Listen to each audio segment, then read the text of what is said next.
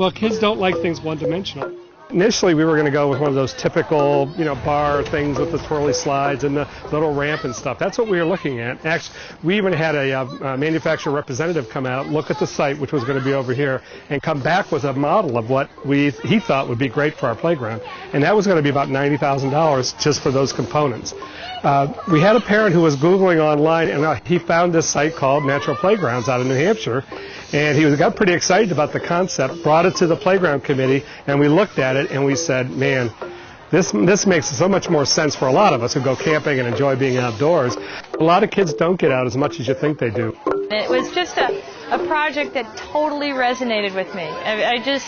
I love landscaping. I love working with artists, sculptors, stonemasons, the people in our community who make it a more beautiful world, really. So this is our Thatcher Brook Primary School. It used to be this little sandbox, but then since they have the soccer fields up there, and it has like a drainage ditch that comes down into this pipe, and they decided to put like little log structures that they carved out and to make like a little waterway that came down into here. And down behind me we have this rock garden that the stream kind of flows down through here, and then down there it goes into a garden.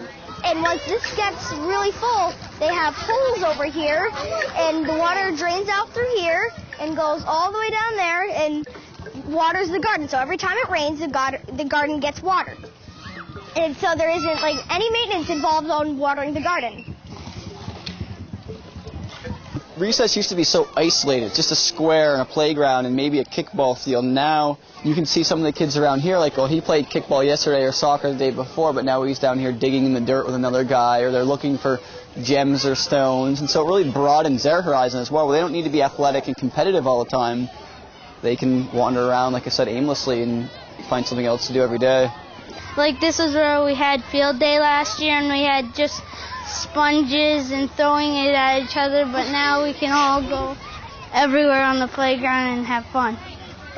What I've seen students do a lot more imaginative play, and for young kids that's what they need to do, because so many things I think in the world right now are so dictated to them.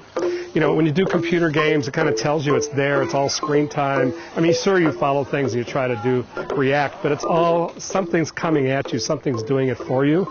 Whereas this out here doesn't do anything for you. It's just here, and you create things. Like I said, I had a bunch of girls in one of the caves. They were walking around finding worms, and they were doing a wormy daycare. But I mean, they created that. I didn't say, all right, you girls come here, we're going to do a wormy daycare. I mean, I didn't tell them that. And that's the difference between this and some of the traditional playground equipment. That is built with design in mind to do a certain thing, where this doesn't have anything. I mean, outside of certainly the slides, I mean, you slide down them, but a lot of the other stuff are just elements that kids create and make up whatever they want. So to me, it offers much more imaginative play and allows kids to use their brains more than what goes on in our society now.